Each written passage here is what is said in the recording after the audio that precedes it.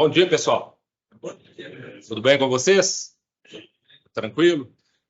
Inicialmente, eu agradeço a todos pela presença, agradeço a administração do SEASA pela oportunidade de estar aqui falando um pouquinho desse tema para vocês. Que é importante, muito importante para a administração pública em geral, e para uma sociedade de economia mista como o SEASA. Vamos falar sobre licitações e sobre contratos, contratos públicos. Mas antes de falar, gostaria de nos apresentar para vocês. Nós somos da Mata e Malta Advogados, somos um escritório especializado em direito público e direito empresarial, direito tributário, direito administrativo, licitações, contratos, um pouco de trabalhista e civil também. Estamos localizados ali na Rua Lagoas, e atendemos empresas. Nosso foco de atuação basicamente é empresa nessa área de licitações e contratos. Trabalhamos bastante no direito público também. Eu sou Gustavo da Mata, Gustavo Henrique Carvalho da Mata, e advogo na área de direito público. Sou especialista em direito tributário, mestre em direito público e estou cursando disciplinas de doutorado em direito público. Trabalho e leciono direito tributário e direito administrativo há 18 anos, na Newton Paiva e na pós-graduação da PUC Minas, do IEC PUC Minas. Uma breve apresentação e gostaria, sendo objetivo, de tratar com vocês primeiro do nosso cronograma. Nós temos uma semana de curso, mas não será uma semana para que todos participem todos os dias. Nós vamos hoje ter essa explanação geral, uma explanação geral sobre licitações e contratos públicos. Vamos começar com uma noção básica de direito administrativo, de administração pública, que o SEASA é uma entidade da administração pública indireta. Então, vamos lembrar um pouquinho, falar um pouquinho das características da administração pública indireta, mais especificamente da sociedade de economia mista. Depois entrar em algumas noções básicas de licitações e noções básicas de contratos. Por que isso? Porque para tratarmos do objetivo do curso, que é a sanção aplicada ao contratado, a fiscalização do contrato e as repercussões que podem recair sobre vocês, sobre os trabalhadores do SEASA, no caso de uma omissão ou no caso de um ato doloso ou culposo. Para entrarmos nesse ponto, nós temos que tratar de noções básicas de licitações e contratos. Não tem como eu falar de contrato público sem falar um pouquinho de licitação. Então, hoje, nós vamos traçar algumas noções básicas de licitações, algumas noções básicas de contrato e tentarmos entrar já no ponto específico, que é a sanção aplicada ao contratado. E aí, amanhã, quarta-feira e sexta-feira, nós teremos turmas específicas para tratar de fiscalização e das repercussões sobre os profissionais que atuam com contratos.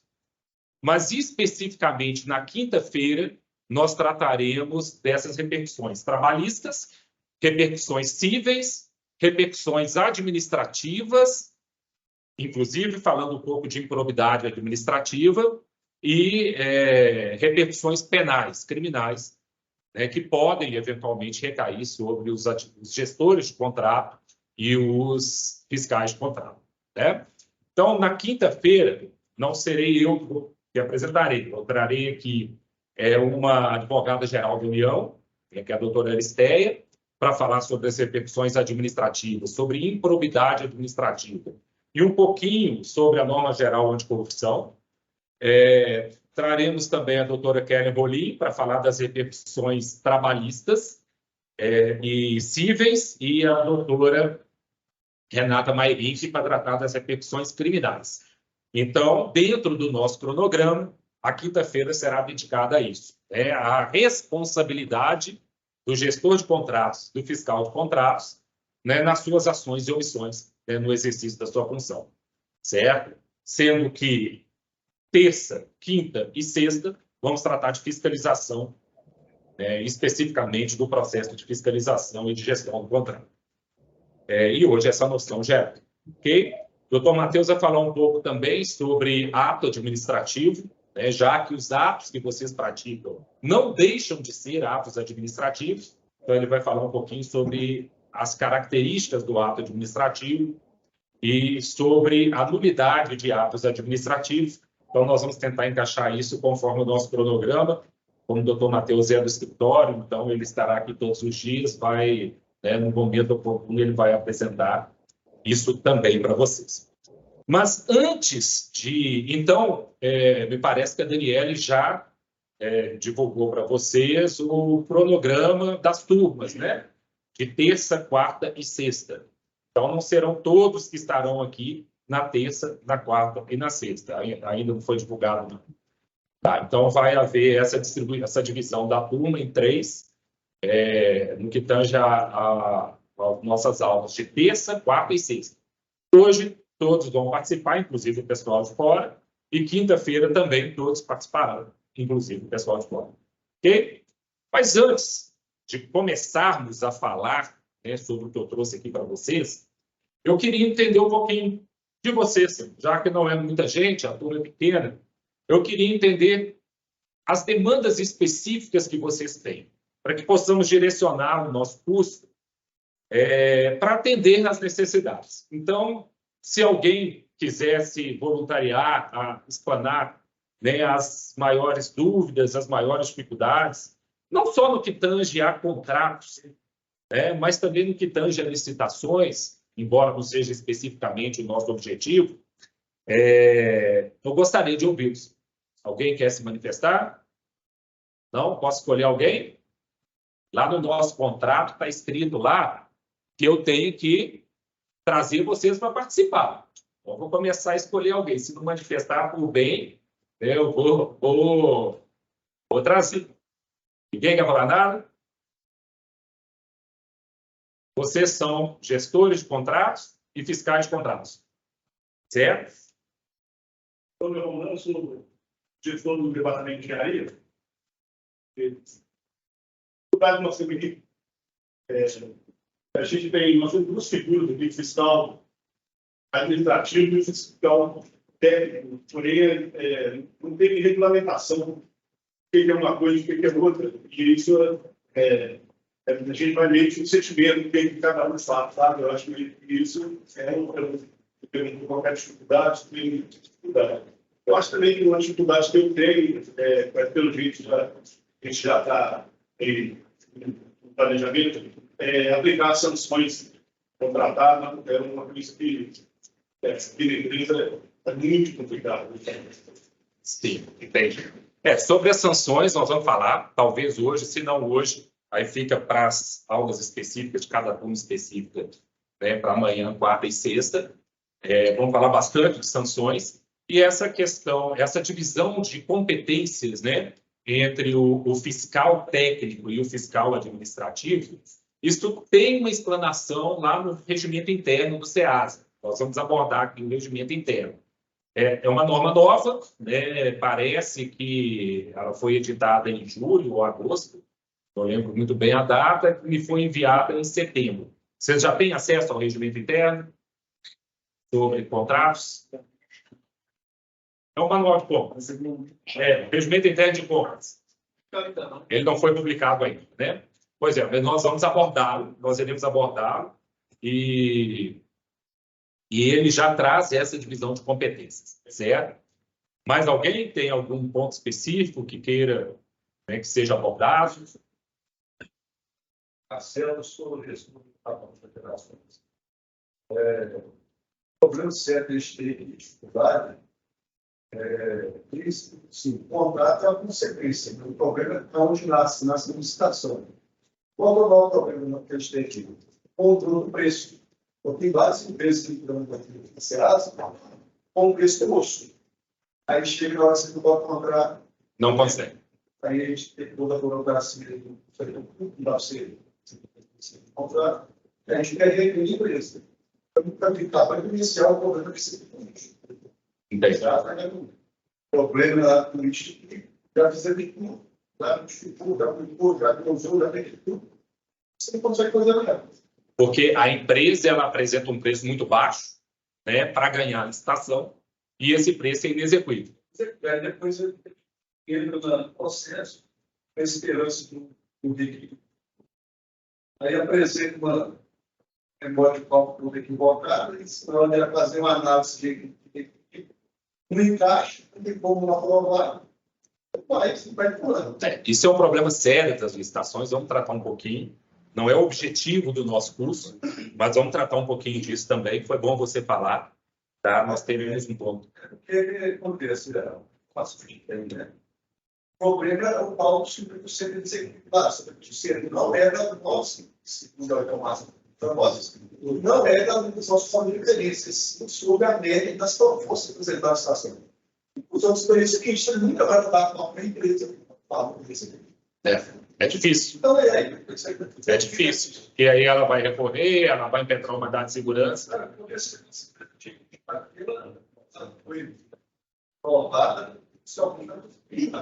Entendi. Nós não poderíamos aqui nesse curso aprofundar neste ponto, porque não é o objetivo, senão não teremos tempo, né? Mas vamos tentar falar um pouco, né, dessa questão também. Ok?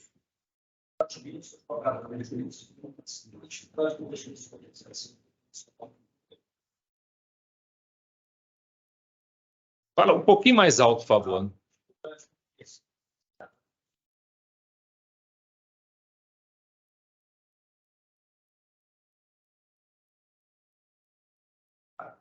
Essa é uma oportunidade de fazer uma inicial. Muitas vezes é necessário, né? Passar um aditivo, né? Né? Então, de repente, isso acontece com uma frequência muito interessante. Acho que poderia não por mais. Entendi. Porque não se atentou para o término e não se iniciou uma licitação em tempo suficiente para celebrar uma nova contratação.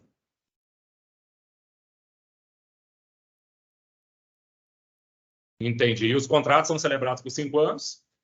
E aí, quando vence, vocês fazem uma contratação emergencial de 1 ano até realizar uma nova licitação. Pois é, 12 prorrogado mais 5, chegando, né, prorrogado por igual período, chegando a 5.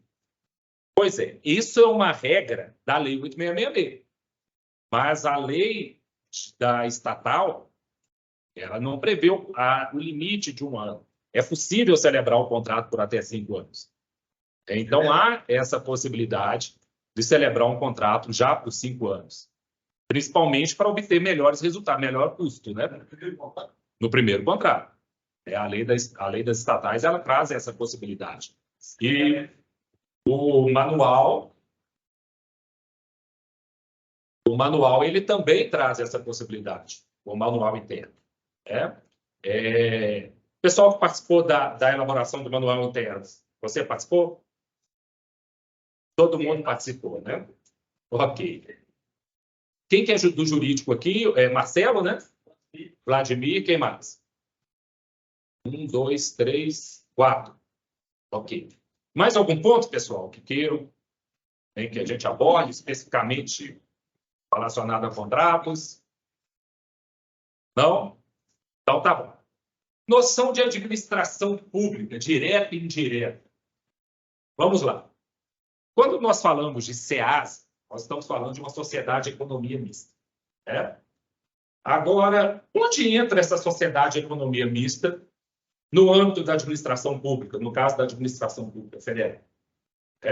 O SEAS ele é objeto da descentralização da administração pública federal. Você sabe, ele não é um órgão.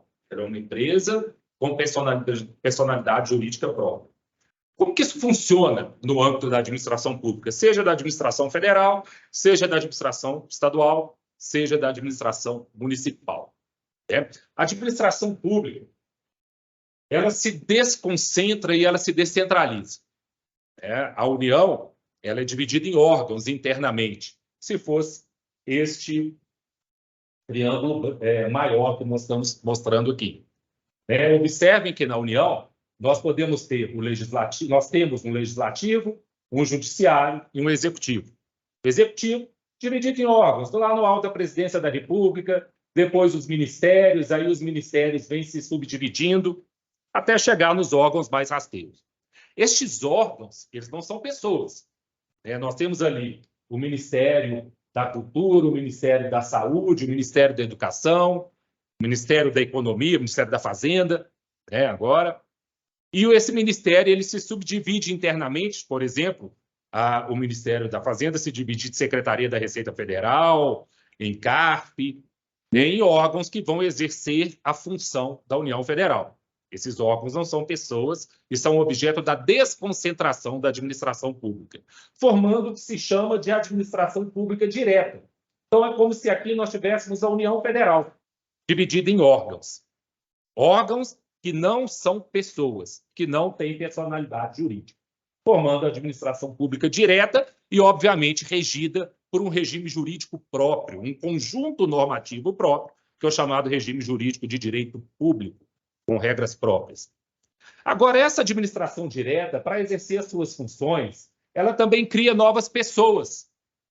Ela cria novas pessoas que vão formar a chamada administração pública indireta da União, administração pública indireta dos estados, administração pública indireta do município. Então, a União, os estados, os municípios se descentralizam criando pessoas.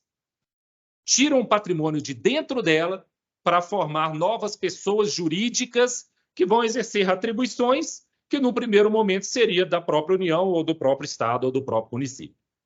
Quem são essas pessoas? São as autarquias, como, por exemplo, o INSS, que não é um órgão, é uma autarquia, São as fundações, como a Fundação Oswaldo Cruz, são as empresas públicas, como a Caixa Econômica Federal, e são as sociedades de economia mista, como o Banco do Brasil e como o SEASA.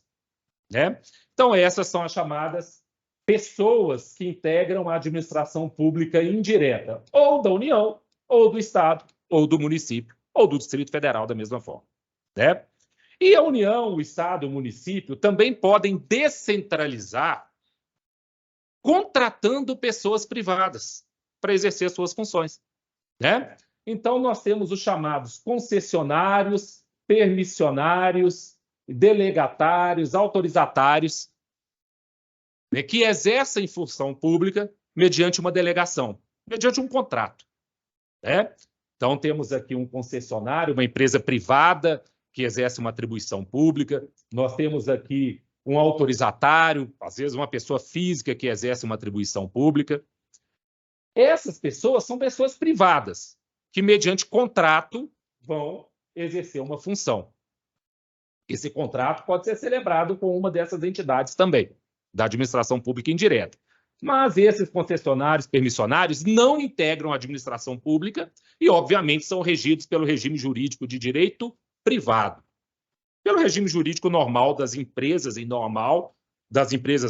geral, das pessoas físicas em geral, porque não são entidade pública. Agora, a administração pública direta, o próprio ente federado, obviamente é regido por um regime jurídico próprio, um regime jurídico de direito público. As autarquias e as fundações são regidas também por um regime jurídico próprio, que é o regime jurídico de direito público. Por que eu quis entrar neste ponto com vocês? Um ponto introdutório. Para falarmos aqui das empresas públicas e sociedade de economia mista, principalmente da sociedade de economia mista, que são regidas pelo regime jurídico de direito privado. O que isso quer dizer? Uma empresa pública, uma sociedade de economia mista, ela é regida pelo regime jurídico próprio da iniciativa privada, pelo regime jurídico que se aplica às empresas em geral. Mas essa regência, essa sujeição ao regime jurídico próprio da iniciativa privada, ele não é completo. Ele é derrogado parcialmente pelo direito público. Então, um pouco do que se aplica aqui para a administração direta, para as autarquias e para as fundações, também vai se aplicar para a empresa pública e para a sociedade de economia mista. Então, eu costumo brincar com meus alunos, na faculdade, que o regime jurídico da sociedade de economia mista e da empresa pública é privado, derrogado parcialmente pelo público. É como se fizéssemos um bolo doce, mas que nós colocamos um pouquinho de sal, para ter um tempero, né, um sabor que nós queremos alcançar. Então, o SEASA, sendo uma sociedade de economia mista, ele é regido pelo regime jurídico próprio da iniciativa privada, regime jurídico comum, parcialmente derrogado pelo público, razão pela qual ele deve licitar para contratar serviços, para contratar o fornecimento de bens. Então, essa necessidade de licitar, ela é um exemplo de derrogação do regime jurídico comum, daquelas regras da iniciativa privada, aplicando o direito público a esta sociedade de economia mista, em virtude da sua função pública, em virtude da sua função social, em virtude de existir capital público, né, nesta empresa, nessa instituição. Né? Então, o SEASA, como qualquer sociedade de economia mista, como qualquer empresa pública, ele deve licitar. Ele é regido pelo regime jurídico de direito privado, parcialmente derrogado pelo público. Ou seja, algumas regras do direito público devem ser aplicadas a essa instituição. Pergunto a vocês, vocês estão aqui, alguns provavelmente não serão, né, terão um regime diferenciado, mas vocês são servidores públicos ou empregados públicos? Empregados públicos, são regidos pela CLT. Mas como que vocês ingressaram aqui? Mediante concurso público. São regidos pela CLT, são regidos pelo direito privado. Porém, a admissão se deu mediante concurso público. É uma derrogação parcial do direito privado pelo direito público. O mesmo acontece nas licitações, né? Tanto que a empresa pública e a sociedade de economia mista, elas têm a possibilidade de ser regidas por um estatuto próprio acerca das licitações e contratos, que durante muitos anos havia previsão constitucional para este estatuto próprio, tratando de licitações e contratos das empresas públicas e sociedade de economia mista, mas que não tinha sido editado, então aplicava o regime público, né, aplicava a Lei 8.666, até que veio a lei, né, o Estatuto da Empresa Pública e Sociedade de Economia Mista, das estatais, que traz regras acerca das licitações e contratos. Né? A Constituição, lá no artigo 173, ela estabelece que, ressalvados os casos previstos na Constituição, a exploração da atividade econômica pelo Estado será permitida quando necessárias aos imperativos de segurança nacional e relevante interesse coletivo. Ou seja, em regra, o Estado não pode exercer atividade privada. Em regra, o Estado ele só poderá exercer atividade privada que fica a cargo do particular nos casos de imperativo de segurança nacional e relevante interesse coletivo. A questão é que a definição do que é imperativo de segurança nacional e relevante interesse coletivo fica a cargo do próprio executivo. Né? Então, são criadas para isso as empresas públicas e a sociedade de economia mista. E o parágrafo 1º do artigo 173 estabelece, né, o estatuto jurídico da empresa pública e da sociedade de economia mista, que deverá se sujeitar ao regime jurídico próprio da iniciativa privada, inclusive quanto aos direitos e obrigações civis, comerciais, trabalhistas e tributários. Então, uma sociedade de economia mista, uma empresa pública, ela se sujeita ao regime jurídico próprio da iniciativa privada, com as derrogações parciais que nós falamos, inclusive no que tange às suas obrigações civis, então, aplica o Código Civil também, comerciais, trabalhistas, vocês são regidos pela CLT, e tributárias. Então, empresa pública e sociedade de economia mista, como regra, paga tributo, normalmente, igual a iniciativa privada.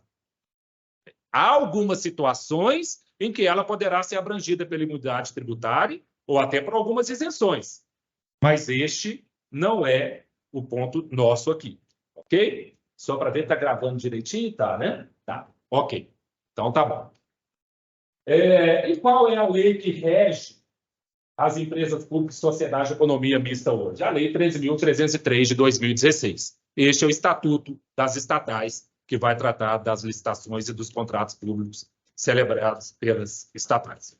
Ok? Então, a Constituição exige um estatuto específico, uma lei que trate dessas entidades, e essa lei é a Lei 13.303, né, de 2016. Observe, a nossa Constituição é de 88.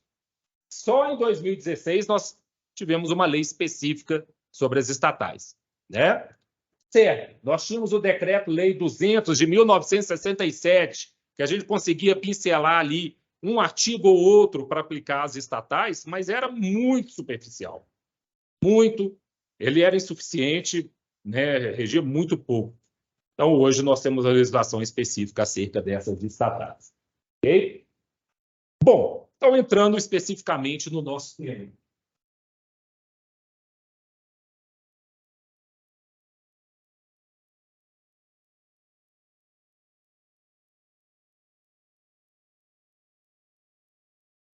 Licitações e contratos. O que é licitação? Procedimento para se comprar ou contratar um serviço. A doutrina classifica a licitação, eu trouxe aqui o conceito, salvo engano, eu não me lembro exatamente quem é esse conceito, mas acredito que seja da Maria Silva Zanella de Pietro. Tá? Licitação é um procedimento administrativo. Lembrem-se que há uma derrogação parcial do direito privado pelo direito público. Então, quando vocês exercem atos relacionados a licitações e contratos, vocês estão praticando um procedimento administrativo, que é composto por atos administrativos.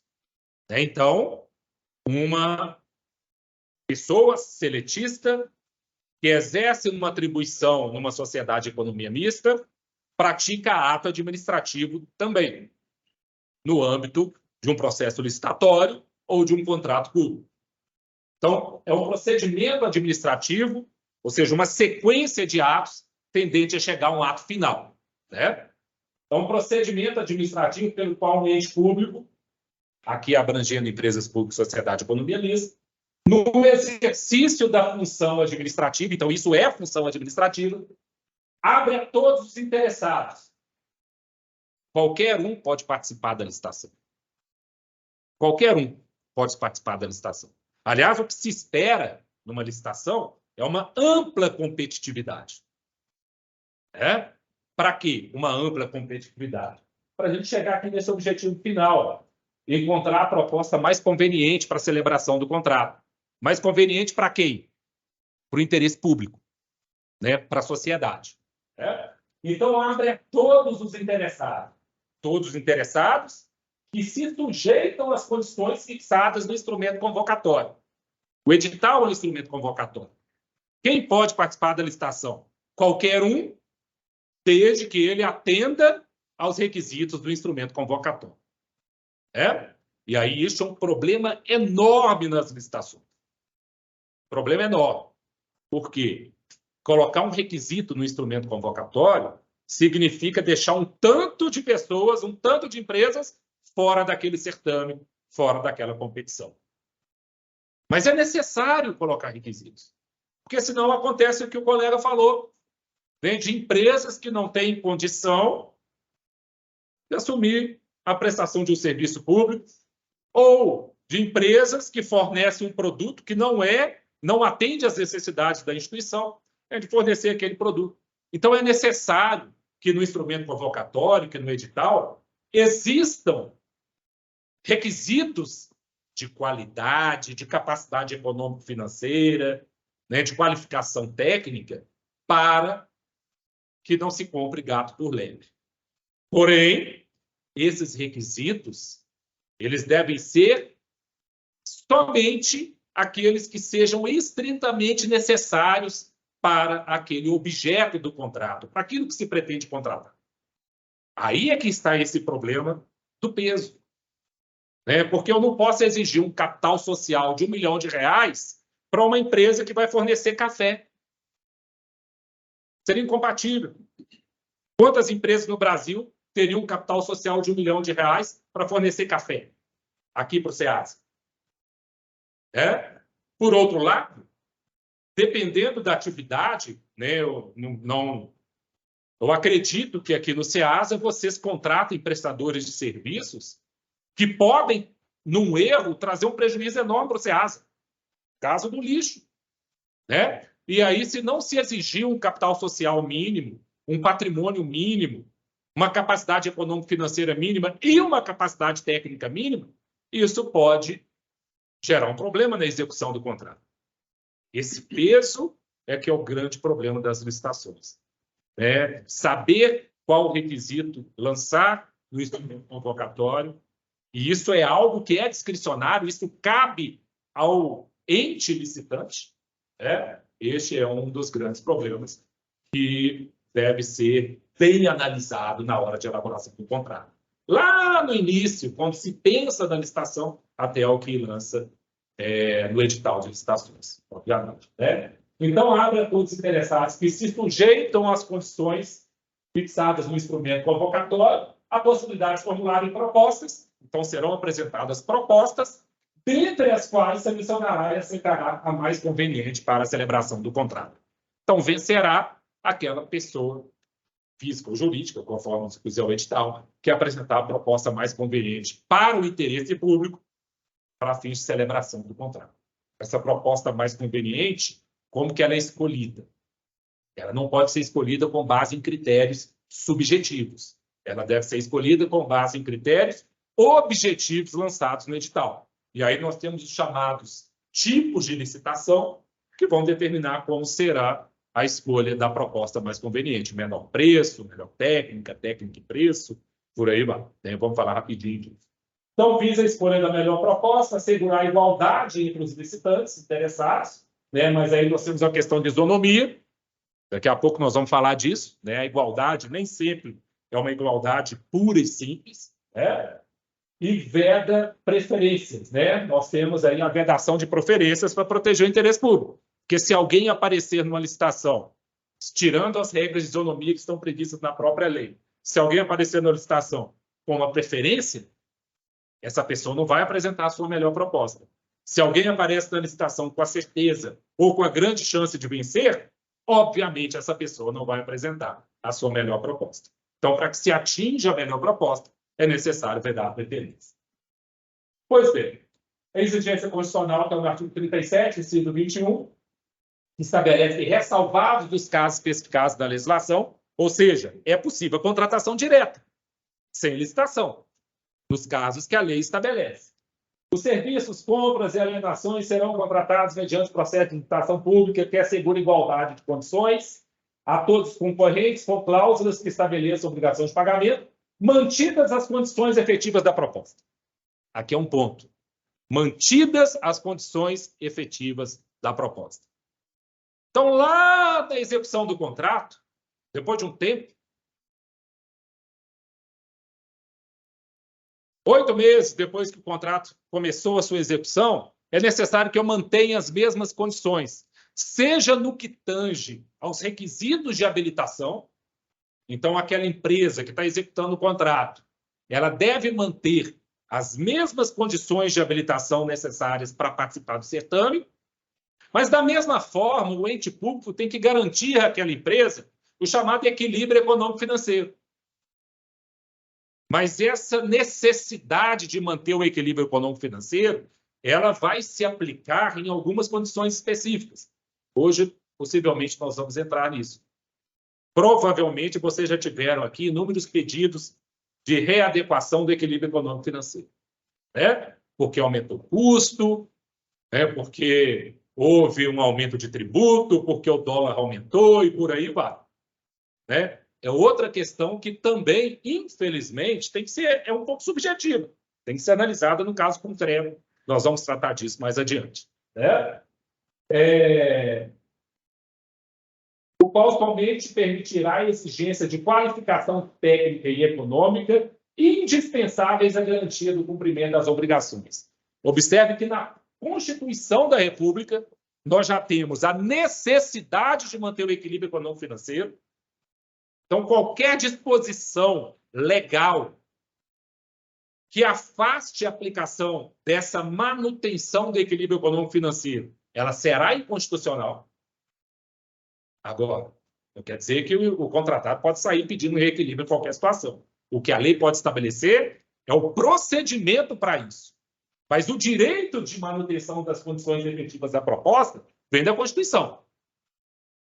E segundo, a própria Constituição diz que a qualificação econômica e técnica ela deve ser indispensável à garantia do cumprimento das obrigações. É aquilo que eu falei há alguns minutos atrás. Só se pode exigir no edital de licitação, como condição, como requisito para participar do certame, aquilo que realmente for indispensável para o cumprimento do objeto daquele contrato.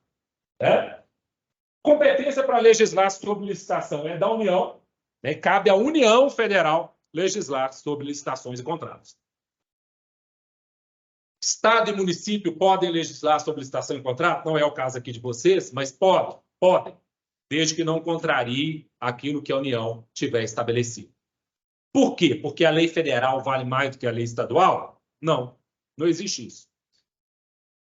Não existe hierarquia entre lei federal, lei estadual, lei municipal.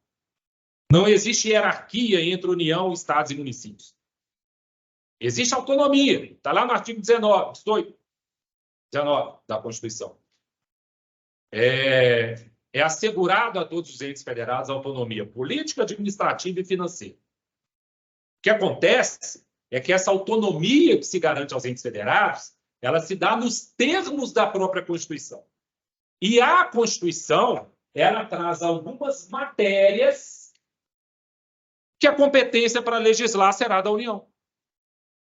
No que tange a essas matérias que a competência para legislar tenha sido atribuída à União, a União vai legislar e estados e municípios terão que observar. Não porque a lei federal vale mais, que isso não existe. Quantas vezes eu recebo no escritório alguém falando mas a lei estadual está ferida à lei federal. Não existe isso. A lei federal não vale mais do que a lei estadual. Há uma divisão de competências. Em regra, é autonomia, cada um legisla para si. Mas em alguns pontos, em algumas matérias, a Constituição dá à União essa competência geral. Estados e municípios terão que observar, e licitações é um dos exemplos. Licitações e contratos. Então, estados e municípios até podem legislar sobre licitações e contratos, estabelecendo procedimentos internos, desde que não altere, desde que não contrarie o que a legislação nacional tiver estabelecido. Ok? Pois bem. E qual é a legislação que trata de licitações e contratos? Nós temos a Lei 8.666, a Lei 10.520 e a Lei 12.462, que vocês já devem ter se deparado com elas muitas vezes. A Lei 8.666, de 93, é a Lei Geral de Licitações e Contratos. Trata regras gerais de licitações e contratos. A Lei 10.520 é a lei que trata do pregão. E aí nós temos também o Decreto 10.024 de 2019, que trata do pregão eletrônico. E a Lei 12.462 de 2011, que é o RDC, o Regime Diferenciado de Contratações, que foi criado para as contratações relacionadas à Copa das Confederações, à Copa do Mundo e às Olimpíadas. Vocês devem se lembrar bem disso. Só que aí eles, passados esses eventos, essa legislação continuou sendo aplicada para algumas outras situações específicas. Só que essas leis, elas estão vigentes até 29 de dezembro de 2023. Porque a nova Lei Geral de Licitações e Contratos, a Lei 14.133, ela diz que, ela estabelece que essas três leis aqui em cima, elas serão revogadas no dia 30 de dezembro de 2023. Então, a partir de 2024, não temos mais Lei 8.666, Lei 10.520, Lei 12.462. Teremos a Lei 14.133 de 2021. Ocorre que essa Lei 14.133 de 2021, ela é expressa no seu artigo 1º, parágrafo 1º, que aqui eu chamo ela de Nova Lei Geral de Licitações e Contratos. Ela é expressa no sentido de que não são abrangidos por essa lei as empresas públicas da sociedade de economia mista e suas subsidiárias, regidas pela Lei 13.303. Porque a Lei 13.303, como eu já falei para vocês, ela é o Estatuto das Estatais e ela é que vai se aplicar às empresas públicas e sociedade de economia mista. Ocorre que, lá no artigo, todos vocês sabem que esta lei estabelece que o pregão será a modalidade de licitação preferencial, não é obrigatória, é preferencial, mas na prática faz o pregão, né? E aí, olha a incoerência. Temos um problema aqui de legislação. A Lei 13.303, que é a lei que rege a sociedade de economia mista, as licitações das empresas públicas de sociedade de economia mista, ela estabelece lá no seu artigo 32, inciso 4, a adoção preferencial da modalidade pregão instituída pela 10.520. Então, ela nos remete ao pregão, por isso que vocês ainda estão acostumados com algumas regras que vêm lá da 10.520. Aquilo que a Lei 13.303 não estabelece, nós vamos aplicar a 10.520. Ocorre que a 10.520 deixará de existir agora. A partir de janeiro do ano que vem, na verdade, a partir de 30 de dezembro deste ano, daqui a alguns dias, não temos mais Lei 10.520. E a Lei 14.133, que passou a tratar do pregão, ou seja, a 10.520 deixa de existir, porque a Lei 14.133 passou a tratar do pregão. Até aí está ótimo. Só que ela veda a sua aplicação para as estatais. E a Lei das Estatais estabelece a adoção da modalidade pregão, e ela trata muito pouco do procedimento de pregão, e ela nos remete a 10.520. Oi? Que não vai existir mais. Como que nós ficamos aí? Nós podemos ter, em algumas situações específicas, vamos ver como que a coisa vai desenvolver a partir do ano que vem, mas nós podemos ter uma lacuna legislativa. Como que se resolve lacuna legislativa? Pelos métodos de integração do direito. Um dos métodos de integração do direito, além dos princípios, e aí nós vamos aplicar o princípio do direito privado, né? Mas um dos métodos de integração do direito é a analogia. Logo, eu particularmente acredito, e aí isso é uma questão de discussão jurídica, que vamos acabar aplicando subsidiariamente, por analogia, as disposições da 14.133 no que tange a procedimento de pregão. Vamos ver como que a coisa vai desenvolver. Mas observe, a Lei das Estatais nos remete a 10.520. A 10.520 não se aplica mais. Por quê? No lugar dela, entra a 14.133. E a 14.133 diz que ela não se aplica às estatais. Temos um problema aí. Se formos analisar academicamente falando, vou usar essa expressão, nós teríamos que usar os princípios gerais do direito privado para reger as licitações e os contratos das empresas públicas e sociedade de economia mista, porque elas são regidas pelo direito privado, aplicando-se o direito público só naquilo que a lei expressamente estabelece a aplicação. Né? Ocorre que eu não vou poder usar o direito privado para estabelecer procedimento de pregão. Se eu não posso usar o direito privado para estabelecer o procedimento de pregão, então eu vou acabar aplicando subsidiariamente a 14.133 por analogia. Mas o decreto 10.024 pode nos ajudar a resolver alguma questão sobre isso, né? Porque ele não foi revogado pelo 14.133. Outro diploma normativo importante é a lei, é o Estatuto Geral da Micro e da Pequena Empresa, que é a Lei Complementar 123. Né? O que a Lei Complementar 123 tem a ver com isso? Ela trata de tributação, basicamente, de Simples Nacional, né? E aí uma repercussão que nós vamos falar um pouquinho aqui também é da repercussão tributária dos contratos públicos. Mas a Lei Complementar 123, ela estabelece o que é uma microempresa e o que é uma empresa de pequeno porte. Primeiro erro que eu vejo muita gente cometer. Microempresa e empresa de pequeno porte tem nada a ver com o optante do Simples. O Simples Nacional é uma metodologia de arrecadação tributária que pode ou não ser aplicado à microempresa e empresa de pequeno porte. Ou seja, uma empresa que fatura, tem receita bruta de 4 milhões, por exemplo, no ano, o limite é 4 milhões e 800, né? Ela pode ter uma receita bruta de 4 milhões, é empresa de pequeno porte, mas ela optou por pagar os seus tributos fora do Simples Nacional. Então, ela pode ser microempresa, empresa de pequeno porte, mesmo não sendo optante do Simples Nacional. Uma coisa não tem absolutamente nada a ver com a outra. Né? Só pode optar pelo Simples Nacional aquela pessoa jurídica que for micro ou pequena empresa. Receita bruta máxima, 4 milhões e 800. Mas ela pode ser com a microempresa e empresa de pequeno porte sem optar pelo Simples Nacional. Então, exigir a opção do Simples Nacional para aplicar as regras de licitação próprias da microempresa não é um procedimento compatível com a legislação. Certo?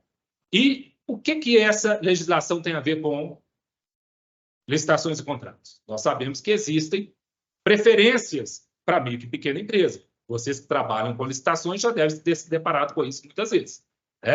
Então, a Lei Complementar 123, ela estabelece o acesso da micro e pequena empresa ao mercado, com algumas preferências da contratação pública. Preferência no caso de desempate, e aí empate não é necessariamente apresentar a mesma proposta. O empate é presumido quando a proposta da microempresa está um pouquinho acima da proposta de outra que não seja microempresa, de forma que ela pode cobrir aquela proposta.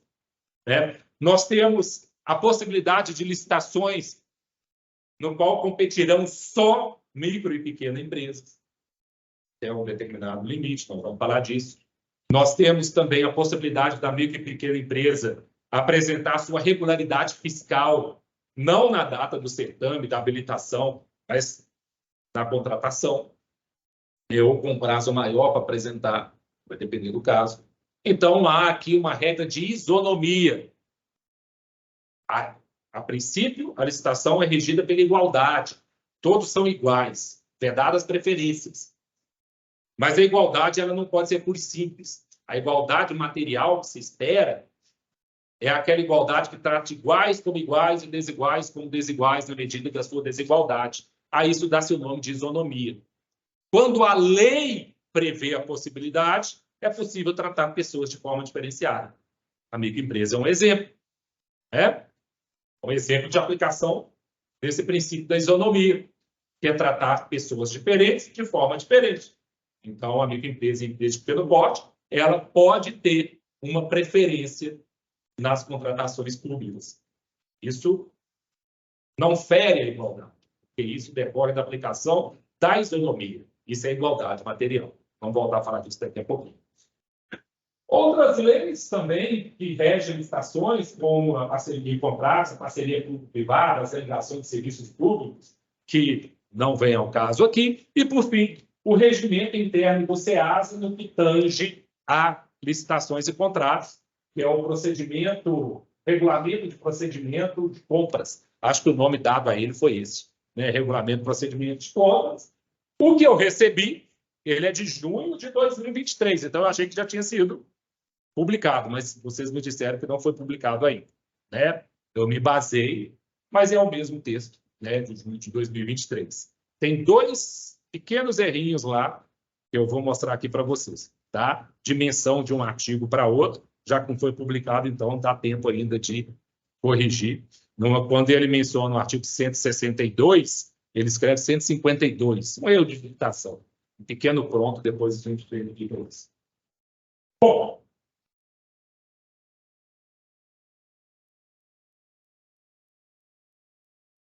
nós sabemos, agora já são 9h40. Nós sabemos que a regra é a licitação. Então, para contratar bens e serviços, é necessário licitar. Mas há situações, como nós vimos, a própria Constituição permite, de dispensa e inexigibilidade de licitações. Nós temos a licitação dispensada, a licitação dispensável e a licitação inexigível. Todas essas situações estão previstas na Lei 13.303. Então, o que nós vamos falar a partir de agora é da Lei 13.303, que é o Estatuto das Estatais. Tá? E quando estiver em azul, e aí já explicando para vocês, o que estiver em azul é a referência no regimento interno de vocês, no manual de compra de vocês. Então, essa mesma disposição está no artigo 28 da 13.303, está no artigo 3º do regulamento interno, do regimento interno ou manual de compras de vocês. Eu aqui estou chamando de regimento interno de compras. Ok? Então, o artigo 28 estabelece que a licitação é a regra, mas a licitação será dispensada. Está de vermelho, é a anotação minha, tá? É dispensada. No caso de comercialização, prestação de serviço, prestação ou execução de forma direta pela empresa de sociedade de economia mista de produtos, serviços ou obras especificamente relacionadas aos seus respectivos objetos sociais. Uma sociedade de economia mista criada para vender um determinado produto, vamos supor que ela exerça uma atividade econômica de comercialização de algo ou de prestação de um certo serviço, para ela vender o seu próprio produto, ela não precisa licitar. Se o SEASA resolver vender seu patrimônio, ele tem que licitar. Se ele resolver vender esse projetor, ele vai ter que licitar, a princípio. Né? E tem regras para ele realizar a venda de patrimônio público. Mas vamos supor que essa sociedade de economia mista tivesse por objeto a venda de equipamentos eletrônicos. Que, a princípio, eu já acho até que seria inconstitucional. Né? Mas, vamos lá. Ela tem por objeto a venda de equipamentos eletrônicos. Ela vai ter que licitar para os consumidores adquirirem esses equipamentos? Isso seria incompatível. Né? Então, nós temos aí uma situação de licitação dispensada. Outra situação de licitação dispensada ocorre nos casos de escolha de parceiro que esteja associado às suas características particulares, vinculado à oportunidade de negócio definidas e especificadas, justificada a inviabilidade em procedimento competitivo. Considera-se oportunidade de negócio a formação e extinção de parcerias, outras formas associativas, societárias ou contratuais, aquisição e eliminação de participação de sociedades. Enfim, o SEASA resolve integrar uma associação, uma sociedade com uma outra empresa, que atenda às peculiaridades que o SEASA pretende. Ele vai licitar, se ele precisa de uma associação, de uma sociedade com uma empresa específica, não é compatível isso com a licitação. Então, ele pode celebrar aquele contrato de associação, aquele contrato de sociedade, nos casos em que for possível, e que estiver relacionado, vinculado aos seus negócios e especificidades, ele pode celebrar esse contrato sem licitação. Né? Então, temos aqui a situação de licitação dispensada. Agora, a licitação é dispensável, ou seja, pode licitar, mas se quiser, não precisa licitar. A própria lei dispensa. Tá? Aqui são inúmeros casos, são 28 casos que nós encontramos no artigo 29 da lei e no artigo 91 do manual de compras de vocês. Tá? São 28 casos. Eu trouxe 3. Contratação de obras e serviços de engenharia de valor de até R$100 mil, valor estimado de até R$100 mil. Outros serviços e compras de até R$50 mil. Então, obras e serviços de engenharia tem um valor maior, 100 mil. Outras compras, outros serviços até R$50 mil. Ou então, no caso de não acudirem interessados à licitação anterior, desde que, mediante justificativo, fez uma licitação, ninguém compareceu, a licitação restou deserta. Ou compareceram e ela foi frustrada. Então, ninguém ganhou aquela licitação ou ninguém compareceu. Vai fazer outra licitação? No caso da frustrada, teria que fazer. Tem até a possibilidade de aqueles que perderam a primeira apresentarem novas propostas. Mas vamos supor que ninguém atendeu ao objeto edital. Ninguém apareceu para licitar. A licitação restou deserta. Para que fazer outra licitação, já que se sabe que não vai aparecer ninguém? Aí nós temos uma possibilidade de dispensa de licitação. Esses 3 casos são casos mais emblemáticos. Então, no inciso 1, 2 e 3 do artigo 29. Temos várias outras situações que, obviamente, eu não trouxe aqui. Geralmente, a maioria delas estão relacionadas ao objeto, aquilo que se pretende comprar, ou à pessoa que vai fornecer para a instituição, no caso, para o SEAS. Depois vocês dão uma olhadinha nessas outras situações de licitação indispensável previstas lá no artigo 29 da lei. E a situação de licitação inexigível. Observe, licitação dispensada, venda do seu próprio produto que você produz para vender no mercado. Licitação dispensável. Os casos do slide anterior, contratações até 100 mil para obra e serviço de engenharia, até 50 mil para outras contratações, e aqueles todos os outros casos. Nós temos casos descritos na lei taxativamente. Agora, no caso de inexigibilidade, a própria lei deixa claro que são casos exemplificativos. Ou seja, a contratação direta será feita quando houver inviabilidade de competição. Em especial, aí a lei traz exemplos. Repetindo, os casos de dispensa, aqueles 28 casos, são casos taxativos descritos na lei. Caso também de dispensa do artigo 28, são casos taxativos. Mas os casos de inexigibilidade são casos exemplificativos. Vou só falar disso, aí a gente para um pouquinho para o intervalo. Tá? Quais são os casos, então, exemplificativos de licitação inexigível? Primeiro, licitação inexigível ocorre quando não for viável a competição. Quando é que não é viável a competição? Primeiro caso exemplificativo. Representante, fornecedor ou empresa exclusivos. Se eu pretendo adquirir algo, eu só tenho uma empresa que fornece aquilo, para que eu vou licitar? Ela vai competir com ela mesma? Eu vou negociar diretamente com ela e celebrar a contratação direta. Segundo exemplo, serviços técnicos especializados, com profissionais ou empresas de notória especialização, vedada a inexigibilidade para serviços de publicidade e divulgação. Então, serviços técnicos especializados. O que é serviço técnico especializado? Pareceres, perícias, avaliação em geral, projetos básicos, consultoria, defesa de causas judiciais e administrativas, aperfeiçoamento de pessoal, restauração de obras de arte e bens de valor histórico. A lei lista os casos que podem ser considerados serviços técnicos especializados. Então, aqui nós temos uma descrição taxativa. O que é serviço técnico especializado? Os casos de inexigibilidade são casos exemplificativos.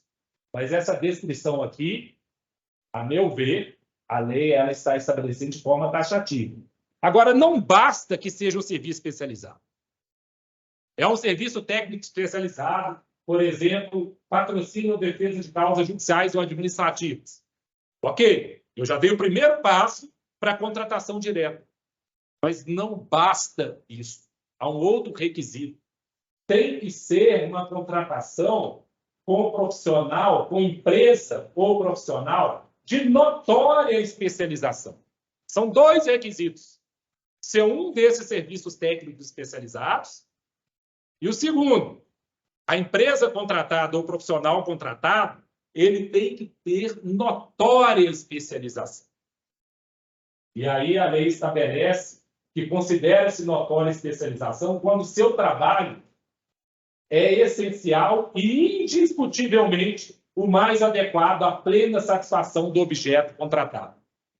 Ou seja, contratar um escritório de advocacia para defesa no processo judicial sem licitação só pode acontecer, primeiro, serviço técnico especializado, sem dúvida nenhuma, mas só poderá acontecer se ele tiver notória especialização, ou seja, se seu trabalho for essencial e indiscutivelmente o mais adequado para a satisfação do objeto do contrato.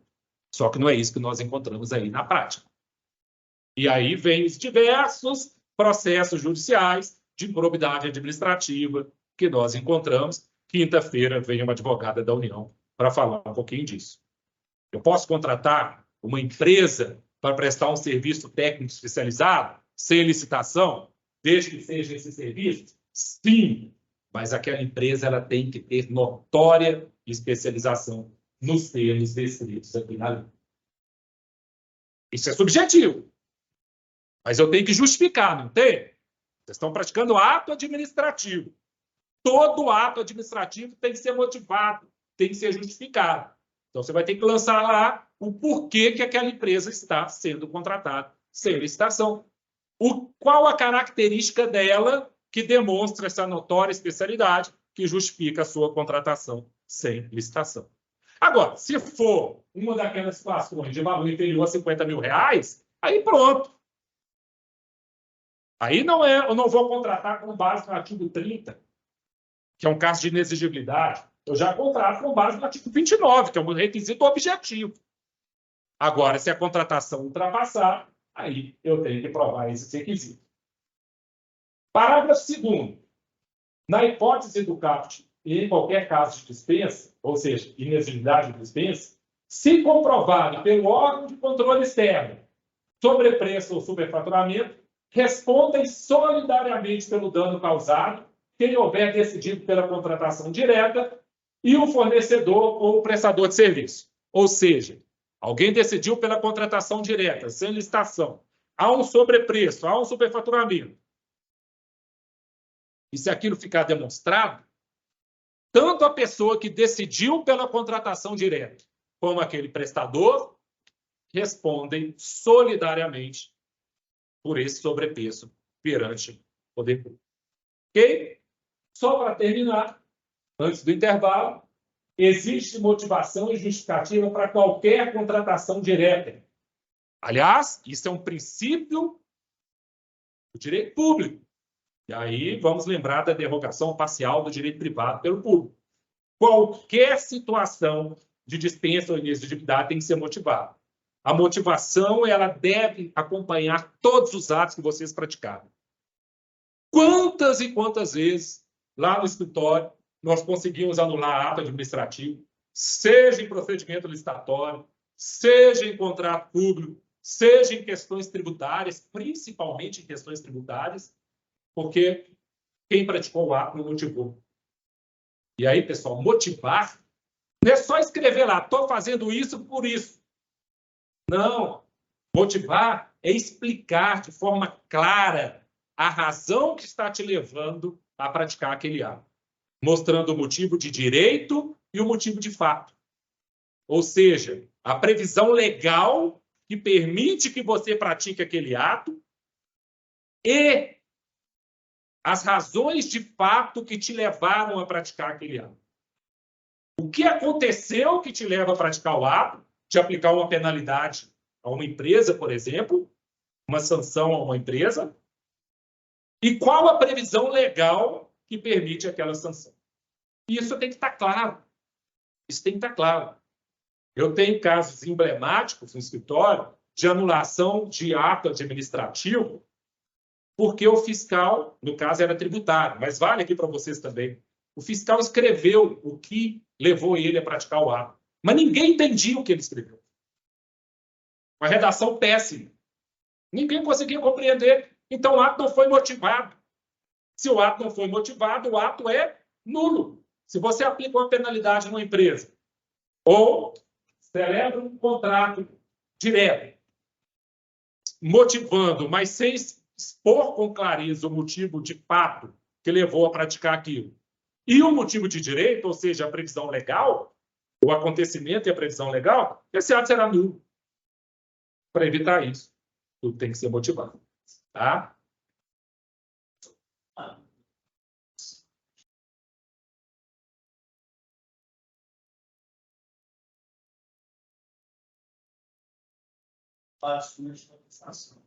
Minha dúvida é, a licitação de perda civil, a comparação da CGE, ou seja, uma aula de forte, né? Um reparo.